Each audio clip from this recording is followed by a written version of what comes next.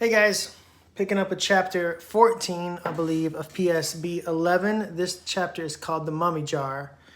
We just found out that Uncle Darnell is coming home from the Vietnam War. He is at the hospital in Honolulu, Hawaii, which is a long way from Brooklyn where the girls are. But they got news that he is coming home. Big Ma went to bed early that night. The U.S. Army envelope coming and her thinking the worst about Uncle Darnell had been too much. I remembered what Miss Marva Hendricks had said, self-fulfilling prophecy. I figured she was saying that if you think something, it'll happen. Big Ma, Pa, Vanetta, Fern, and I all thought the worst, but now everything was all right. Uncle Darnell would be home in 2 weeks. We would be under one roof on Herkimer Street, except for Cecil. Later that evening, I stood by the entrance of the kitchen after supper. "Where are y'all going?" I asked Vanetta and Fern. I folded my arms and tapped my foot to show I was serious. "To brush our teeth," one said. "And play old maid," said the other. "You have a table to clear and dishes to wash and dry," I said. "You have a table to clear and dishes to wash," one said. "And dry," the other said. "Oh, yeah?" I asked. "Oh, yeah." "Okay," I said calmly. "Then you can't be in charge of saving money if you don't have any money to save." "We get an allowance," Vanetta said. "Surely do," said the other. "Allowance. That's only if you do chores." There was no comeback from the other side. I folded my arms and tapped my foot. Vanetta and Fern stood across from me and poked out their lips. "You might be in charge of saving, but I'm in charge of giving out chores," I said. "And there's no allowance if I don't tell Pop you've earned it." I could have added, "so there," but my foot tapping was good enough. "What am I in charge of?" Fern asked. "Everything else," I said.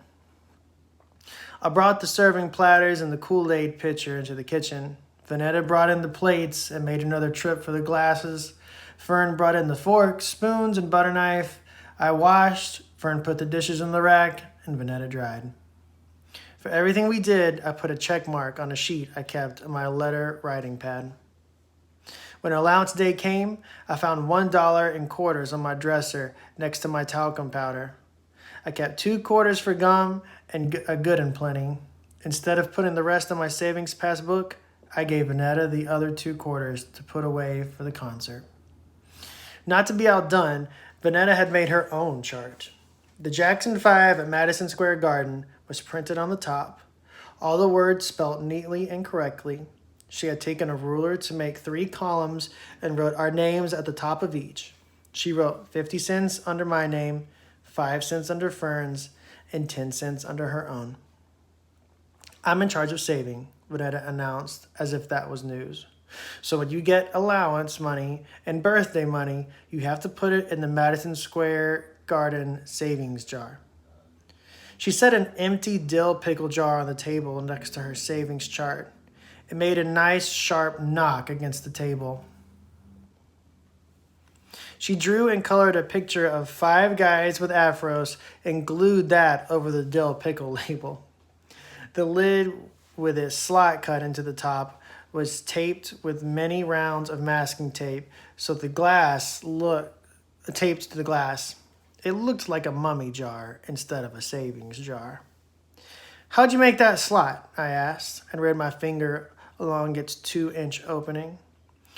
"She didn't slot it," Fern said. "Papa did it." "Papa did that for you?" "Yep," she said. I taped the lid to the jar so no one can steal the money.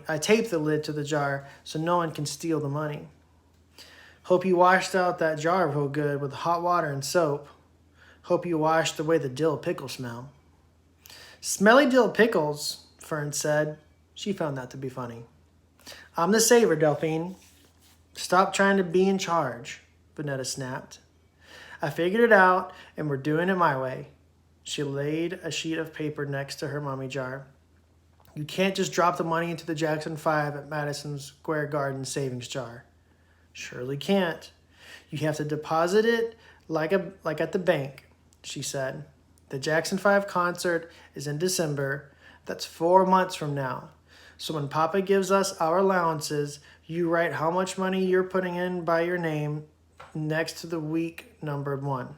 Every week, I, the saver, will add up what we put in. Then I minus that from the $12. That'll be our magic number. How much we'll need for the concert. Papa had promised to pay for the other half. I couldn't believe she had thought of all that. Vanetta hated doing story problems in 3rd grade. She had even written, "Take some of Fern's money," as her answer to a homework question about not having enough money to buy 2 bags of popcorn. It nearly choked me to say it, but I did. That's good, Vanetta. See, Delphine, you're not the only one good at being in charge.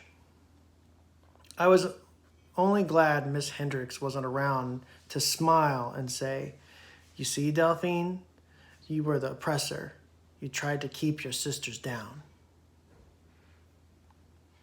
And that's the end of that chapter. Look at Vanetta taking some charge, making savings. We will read the next chapter shortly, okay? You guys be good, and I'll talk to you soon.